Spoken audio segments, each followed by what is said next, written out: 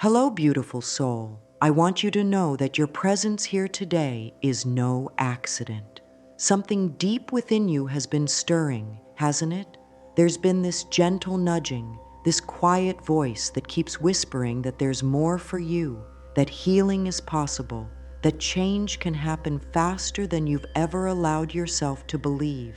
And you know what? That voice is absolutely right. I see you there, perhaps feeling a mixture of hope and skepticism. Maybe you've tried so many things before, and you're wondering if this time will be different. Maybe you're carrying some weariness from disappointments, from promises that didn't quite deliver what they said they would. And yet here you are, still showing up for yourself, still believing somewhere in your heart that transformation is possible. That courage alone tells me everything I need to know about the beautiful strength that lives within you. There's something I want to share with you today that might sound almost too good to be true, but I promise you it's real. The healing work we're going to explore together works so quickly that it often catches people completely by surprise. Not because it's magic, though it might feel magical, but because it works with the natural intelligence of your body and mind in a way that honors how perfectly designed you are for healing and growth.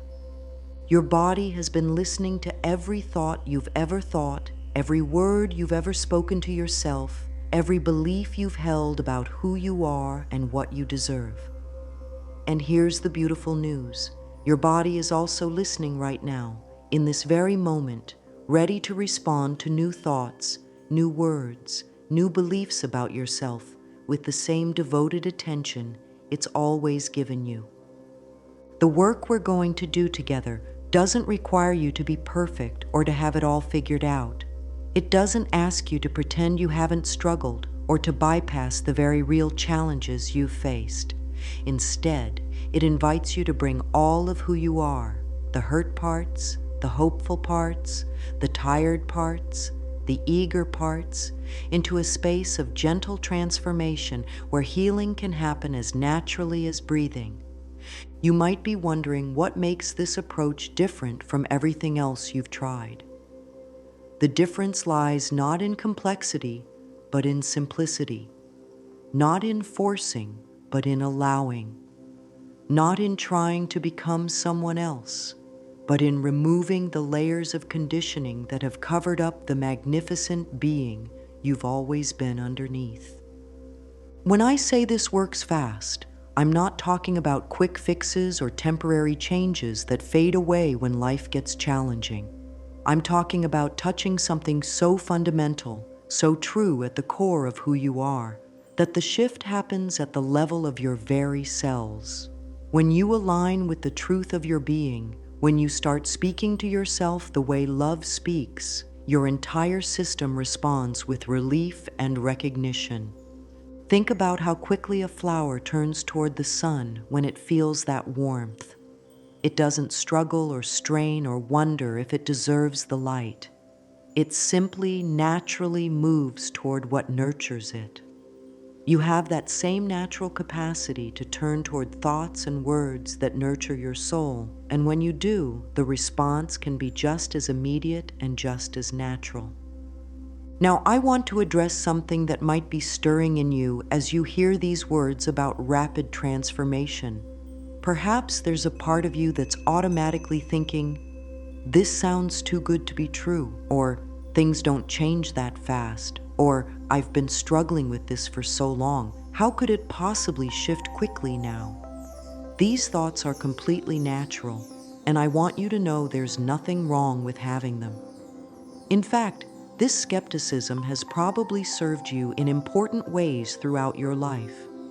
It's protected you from disappointment, from getting your hopes up only to have them crushed. It's helped you stay grounded when people made promises they couldn't keep. Your mind has learned to be cautious about claims of quick change, and that caution comes from a loving place within you that doesn't want to see you hurt again. But sometimes the very thing that's meant to protect us can also limit us. Sometimes our healthy skepticism can become a wall that keeps out not just false promises, but also genuine possibilities for healing and growth. The same mental habit that protects us from disappointment can also protect us from joy, from breakthrough, from the very transformation our hearts are longing for. Many of us have been taught that good things take time, that healing is supposed to be slow and difficult, that if change happens quickly, it must not be real or lasting. And while it's true that some healing unfolds gradually over time, it's also true that some healing can happen in an instant when the conditions are right, when we're truly ready to let go of what's been holding us back. Think about forgiveness, for instance. Someone can carry resentment for years, decades even, and then in one moment of clarity, of true understanding, they can let it go completely. The forgiveness might be instant, even though the journey to that moment of readiness took time. Or consider those moments when you've had a sudden insight about yourself or your life that changed everything in a flash of understanding. The insight was quick, even if integrating it into your daily life took practice. Your resistance to quick change might also come from past experiences where you tried to force transformation to happen before you were truly ready, or where you looked for change in places that couldn't provide what you were really seeking.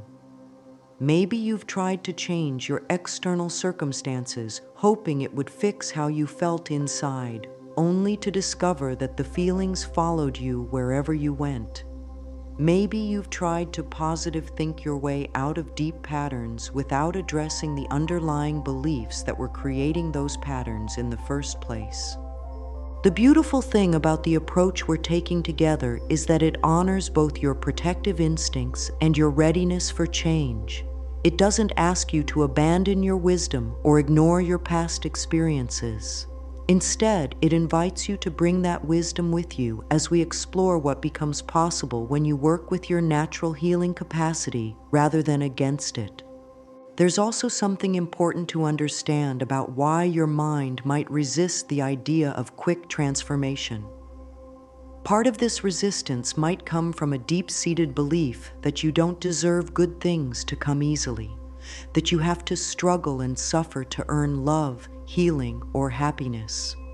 This belief might be so unconscious that you don't even realize it's running your life, but it shows up in the way you relate to yourself and to possibilities for positive change. If you notice this resistance, please be gentle with yourself. These beliefs weren't created by you.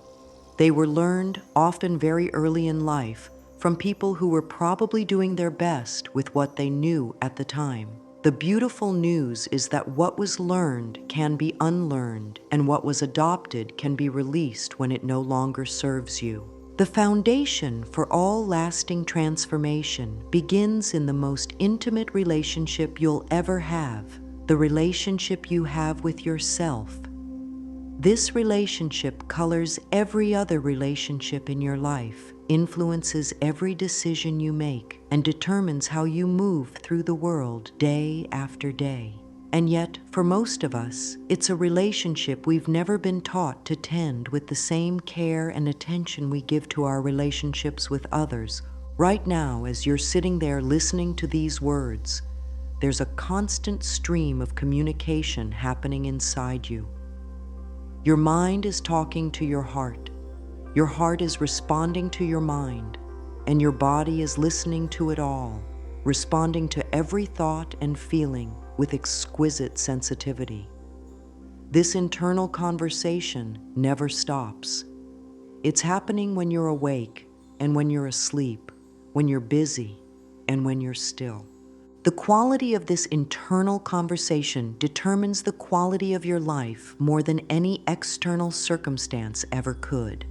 When this conversation is loving, supportive, and encouraging, you feel strong, confident, and capable of handling whatever life brings your way. When this conversation is critical, harsh, or discouraging, you feel small, anxious, and overwhelmed by even simple challenges. Most of us learn to speak to ourselves in ways we would never speak to someone we love. We learn to be our own harshest critics, our own most demanding taskmasters, our own most unforgiving judges. We learn to notice everything that's wrong with us while overlooking everything that's right. We learn to focus on our mistakes while dismissing our successes. We learn to doubt our feelings, question our intuition, and second-guess our natural responses to life. But here's what I want you to understand. None of this harsh self-talk was ever true about you, and it certainly isn't true about you now. These patterns of self-criticism weren't based on any real assessment of your worth or value. They were simply learned habits, passed down through generations of people who had also learned to be hard on themselves because they didn't know there was another way. The most powerful tool for transformation that exists is also the simplest: the mirror. Not because there's anything magical about the mirror itself, but because it creates a direct connection between you and yourself that bypasses all the mental chatter and gets right to the heart of your relationship with who you are. When you look into your own eyes in the mirror, you're looking at the same person who has been with you through every single moment of your life. You're looking at the one who was there for every triumph and every struggle, every moment of joy and every moment of sorrow. You're looking at the one who has never left you, never abandoned you, never given up on you, even when everyone else seemed to. And yet, for many of us, looking into our own eyes feels uncomfortable, even scary. We've become so accustomed to avoiding our own gaze, to looking away from ourselves, to focusing on everything and everyone else rather than meeting ourselves with the direct love and attention we deserve. This avoidance didn't happen because there's something wrong with us. It happened because we learned that we weren't safe with ourselves, that our own thoughts and judgments were harsh and critical. We learned to look away from ourselves as a form of self-protection, not realizing that in avoiding our own gaze, we were also avoiding our own love. The beautiful truth is that underneath all the learned criticism, underneath all the harsh judgments and negative self-talk, your true nature is love. Your essence, the core of who you are, has never been damaged by anything that's happened to you. It has never been diminished by your mistakes or failures. It has never been less than magnificent, no matter what you've believed about yourself. When you begin to look into your own eyes with kindness, when you begin to speak to yourself the way you would speak to a beloved friend, when you begin to treat yourself with the same care and consideration you naturally give to others, something profound shifts. Your nervous system relaxes, your heart opens, your mind becomes quieter and more peaceful. Your body responds with relief and gratitude. This isn't about pretending everything is perfect or denying the real challenges in your life. It's about creating a foundation of self-support and self-love that makes you strong enough to handle whatever comes your way. It's about becoming your own best friend, your own most trusted ally, your own most compassionate supporter. Your body is the most sophisticated communication system you'll ever encounter, and it's been having a conversation with your thoughts and emotions every single day of your life. This isn't just poetry or wishful thinking. It's a biological reality that scientists have been studying and documenting for decades. Every thought you think sends chemical messages throughout your entire system. Every emotion you feel creates physical responses in your organs, your muscles, your immune system, and your nervous system. When you think a loving thought about yourself, your body responds by releasing chemicals that promote healing, relaxation, and well-being. Your heart rate stabilizes, your breathing deepens, your muscles relax, and your immune system strengthens. When you think a critical or fearful thought, your body responds by releasing stress hormones that prepare you for danger even when no real danger exists.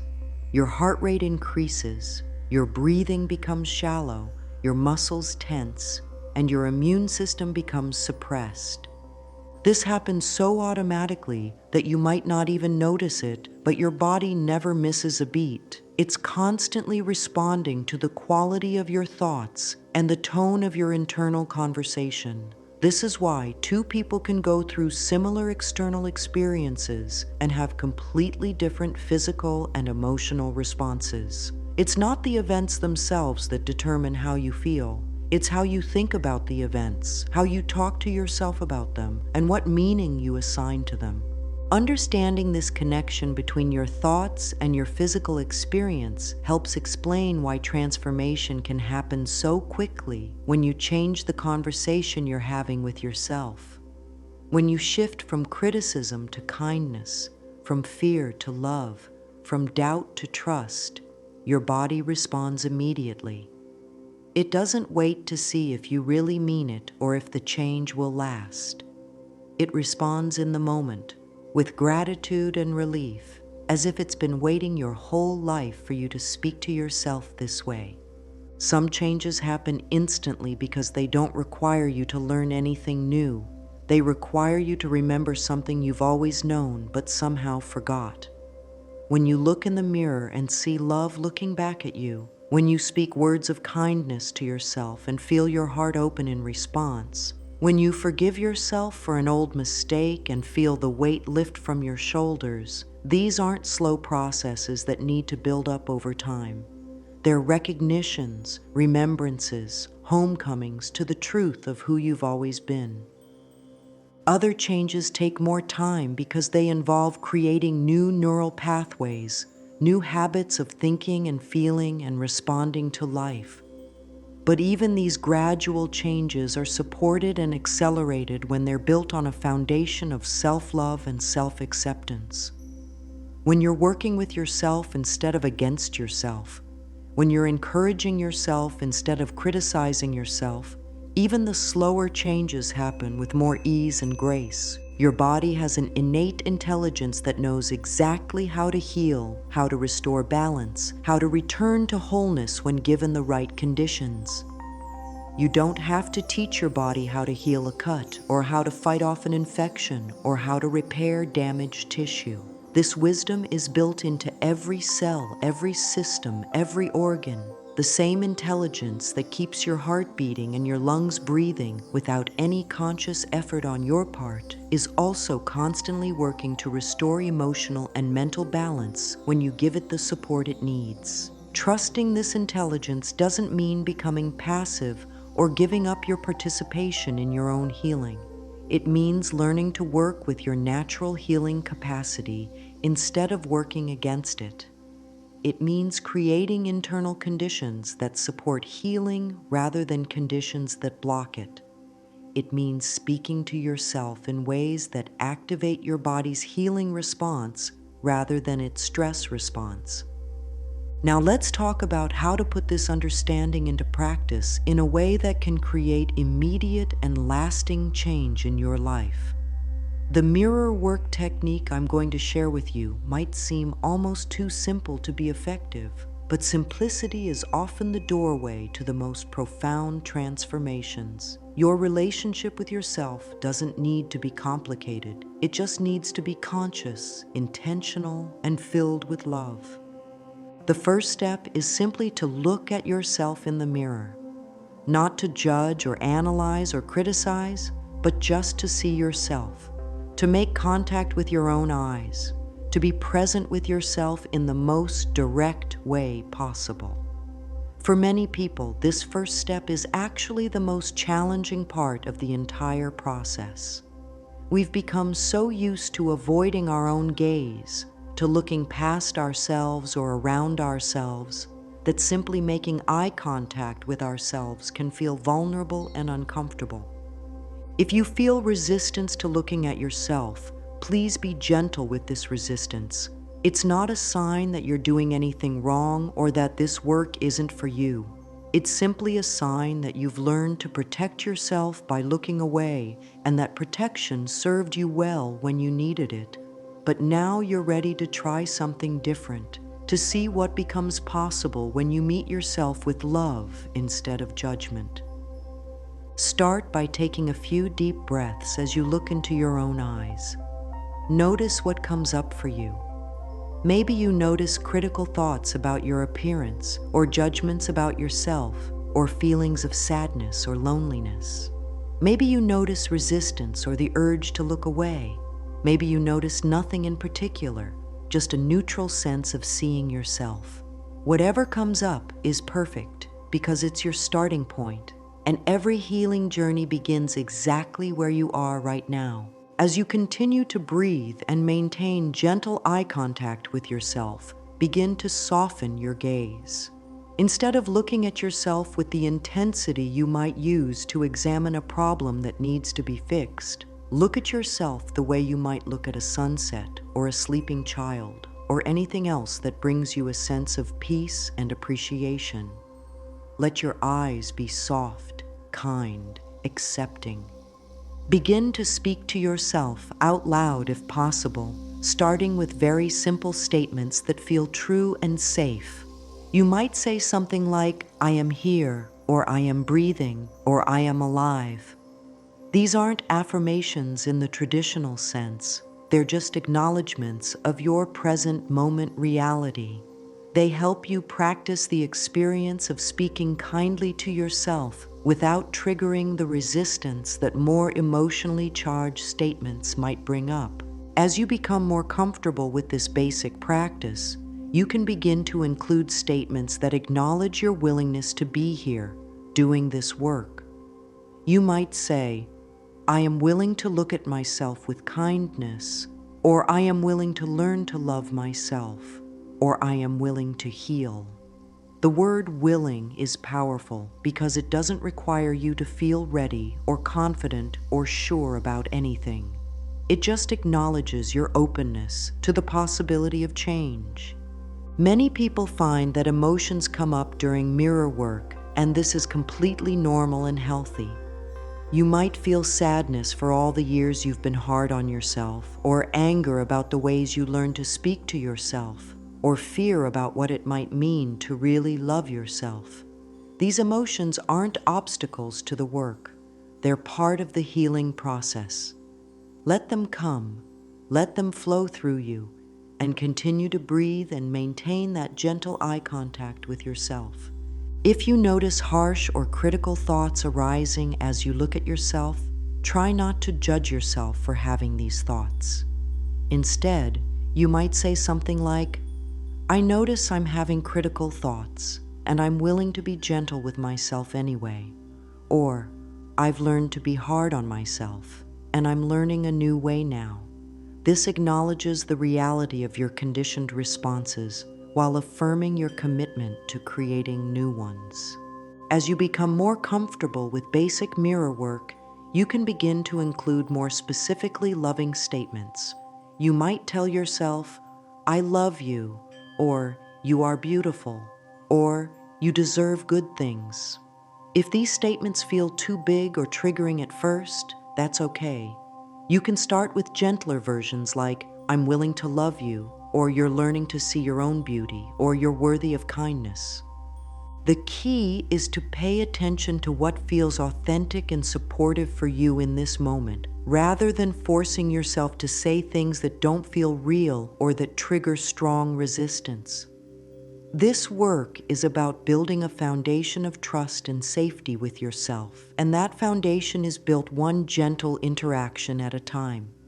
Now, as you begin to experience the power of speaking lovingly to yourself, you might also become aware of thoughts, beliefs, and patterns that feel like they're getting in the way of the love you want to feel.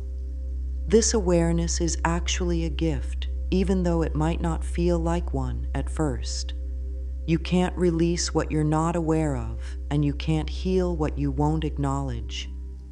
These outdated beliefs and patterns might sound like voices telling you that you're not good enough, that you don't deserve love, that you have to be perfect to be worthy, that you're responsible for everyone else's happiness, that you can't trust yourself, that the world is dangerous, that good things don't last, or any number of other limiting ideas about yourself and life. These beliefs weren't created by you, and they certainly don't represent the truth about who you are. They were absorbed from your environment, learned from people who had their own unhealed wounds and limited perspectives, picked up during times when you were too young or too vulnerable to question whether they were accurate. They served a purpose at the time.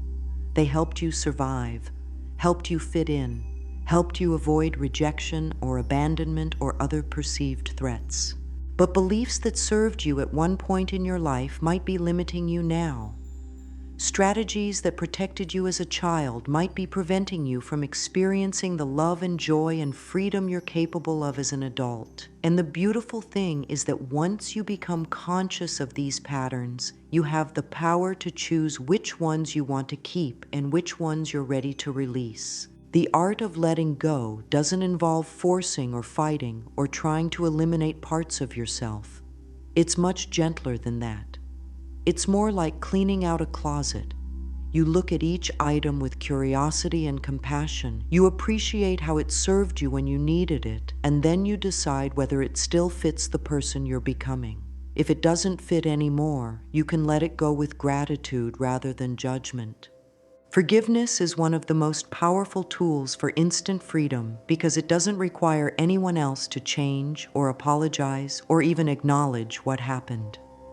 Forgiveness is something you do for yourself, a gift you give to your own heart, a way of saying, I'm not willing to carry this pain anymore. When you truly forgive, whether it's forgiving yourself for past mistakes or forgiving others for their mistakes, the relief can be immediate and complete. Forgiveness doesn't mean approving of what happened or pretending it didn't hurt or agreeing to let harmful behavior continue. It means releasing the grip that past hurts have on your present moment, choosing peace over resentment, choosing freedom over the familiar comfort of old wounds. It means creating space in your heart for new experiences, new relationships, new possibilities that can't take root as long as you're holding on to what was. When you release what no longer serves you, you create space for what does serve you.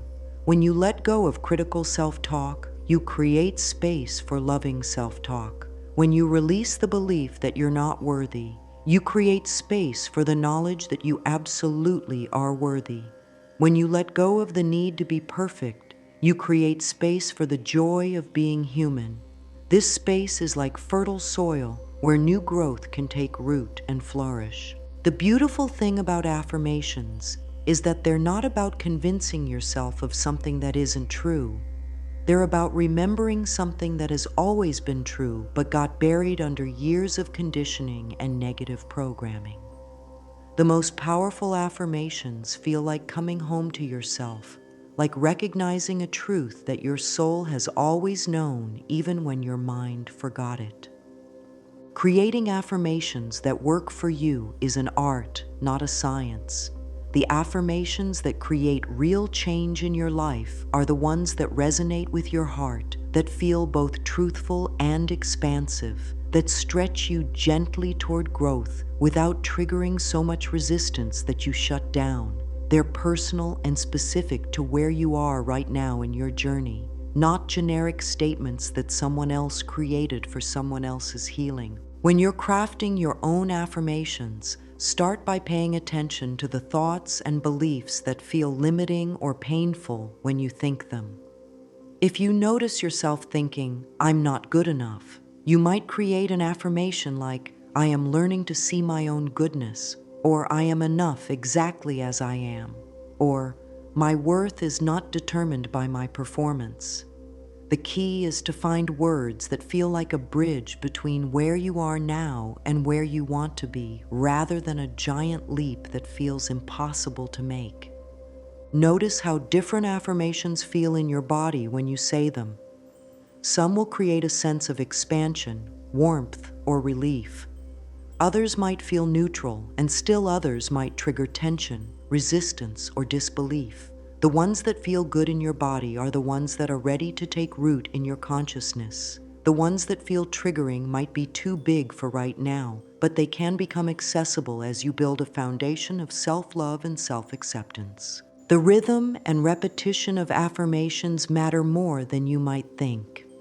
When you repeat loving statements to yourself consistently, you're literally rewiring your neural pathways, creating new grooves of thought that become easier and more automatic over time. This isn't about mindless repetition. It's about consciously choosing to feed your mind thoughts that support your well-being rather than thoughts that undermine it. The most effective way to work with affirmations is to infuse them with genuine feeling and emotion. When you say, "I love and accept myself," and you can connect with even a small feeling of love or acceptance as you say it, that emotion amplifies the power of the words exponentially. If you can't feel the emotion yet, that's okay too. Sometimes the feeling follows the words, and sometimes the words help create the feeling. You can work with affirmations throughout your day in ways that feel natural and integrated rather than forced or artificial. You might say them to yourself in the mirror each morning, repeat them during your commute, whisper them as you fall asleep, or use them as a way to redirect your thoughts when you notice your mind going down a negative spiral. The goal is to weave them into your life so naturally that they become like a background soundtrack of love and support. Some days your affirmations will feel powerful and transformative, and other days they might feel like just words. This variation is completely normal and doesn't mean you're doing anything wrong. Your relationship with your affirmations, like any relationship, will have its ups and downs, its moments of deep connection, and its moments of going through the motions. What matters is your consistency and your willingness to keep showing up for yourself, even when the work feels routine or uninspiring. As you begin to experience the shifts that come from treating yourself with love and kindness, you'll want to find ways to maintain this new way of being as you move through your daily life. The practices that create transformation in quiet moments need to be strong enough to support you during busy, stressful, or challenging times. This is where the real work happens, not just in feeling good when everything is going well, but in maintaining your center when life gets complicated. One of the most powerful ways to integrate this work into your daily life is to create small, consistent practices that anchor you in self-love throughout the day. This might mean setting gentle reminders on your phone to check in with yourself and offer yourself a kind word. It might mean developing a morning routine that includes a few minutes of mirror work or affirmations. It might mean creating evening rituals that help you process the day with compassion rather than criticism. Pay attention to the environments and relationships that support your growth and the ones that challenge it. You don't have to eliminate everything that's challenging from your life, but you can become more conscious about how different people and situations affect your ability to maintain a loving relationship with yourself. You might notice that certain people tend to trigger your old patterns of self-criticism, or that certain environments make it harder to remember your worth. When you find yourself in situations that trigger old patterns, this isn't a sign that you're failing or that the work isn't working. It's information. It's an opportunity to practice responding differently, to catch yourself in old patterns and gently redirect yourself toward new ones. Each time you notice yourself being self-critical and choose self-compassion instead, each time you hear an old limiting belief and choose a more loving thought, you're strengthening your capacity to live from love rather than fear. Creating supportive relationships becomes easier as you develop a more loving relationship with yourself. When you're not looking to other people to validate your worth or fix your problems or complete you in some way, you're free to connect with them from a place of wholeness rather than neediness. You become able to receive love more fully because you're not constantly questioning whether you deserve it, and you become able to give love more freely because you're not depleting yourself in the process. The daily practices that support lasting transformation don't have to be time-consuming or complicated. sometimes the most powerful practices are the simplest ones.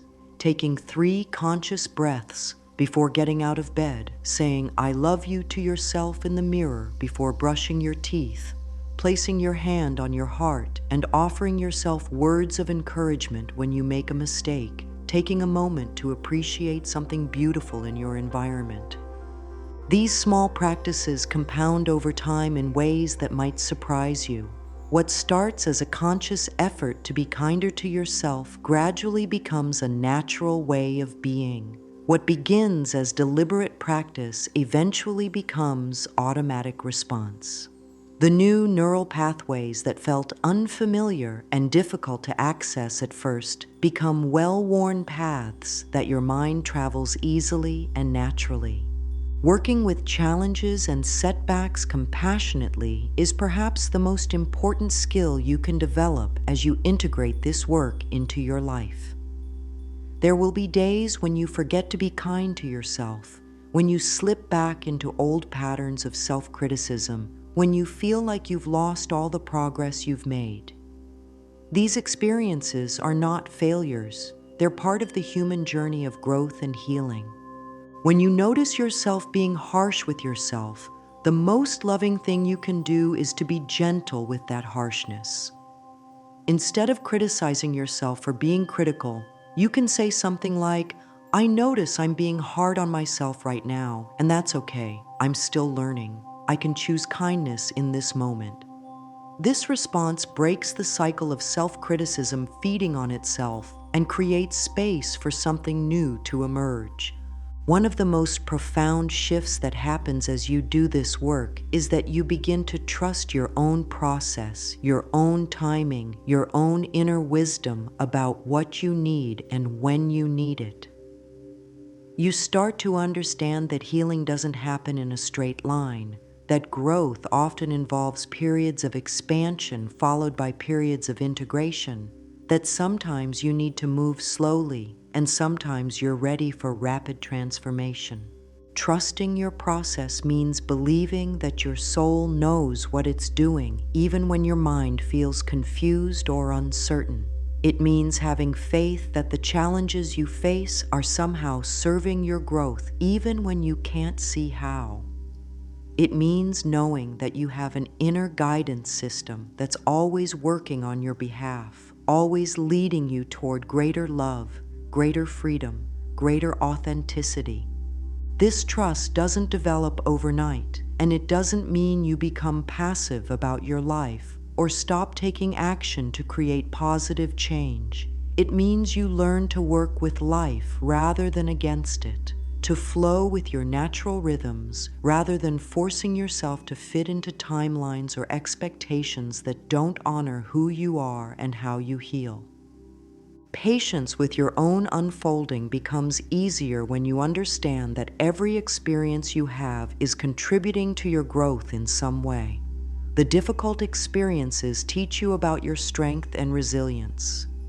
The joyful experiences remind you of what's possible. The ordinary experiences help you integrate your learning and find your new normal. Nothing is wasted. Nothing is meaningless. Nothing is too small to matter. Learning to recognize and celebrate subtle shifts is crucial because transformation often happens in ways that are too small to notice day by day, but profound when viewed over time. You might find that you recover more quickly from disappointments, that you speak to yourself more gently when you make mistakes, that you feel more comfortable being yourself around other people, that you trust your intuition more readily. These changes might feel so natural that you forget they represent significant growth. Your capacity for healing and transformation is not limited by your past experiences, your current circumstances, or what other people think is possible for you. This capacity is built into the very fabric of who you are. It's part of your birthright as a human being, part of the intelligent design of your body and mind and spirit. You were created with everything you need to heal, to grow, to create a life filled with love and meaning and joy. The universe itself is supporting your healing journey in ways you might not always recognize. Every person who crosses your path, every experience that comes your way, every moment of challenge and every moment of ease is part of a larger conversation between you and life about who you're becoming and what you're here to create.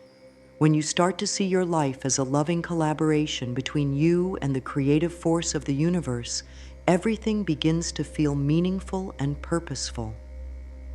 As we come to the end of our time together today, I want you to know that everything you need to transform your life is already within you.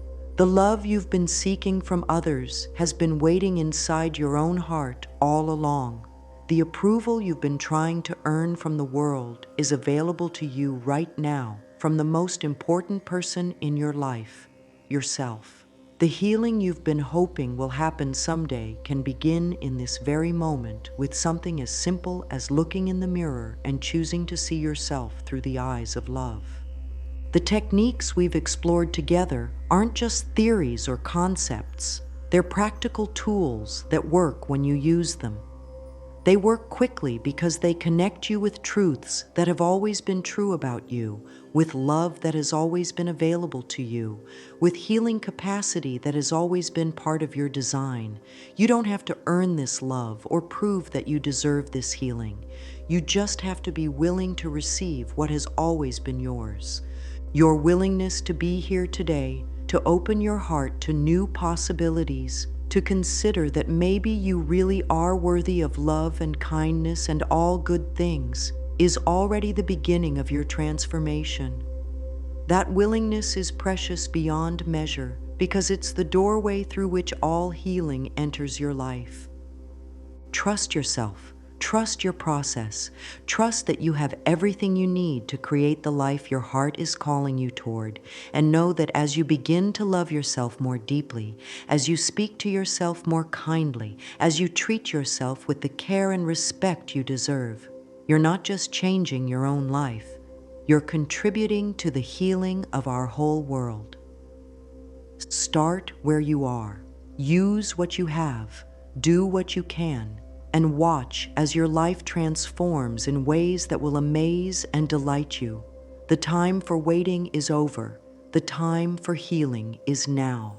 And you, beautiful soul, are so ready for this journey home to yourself.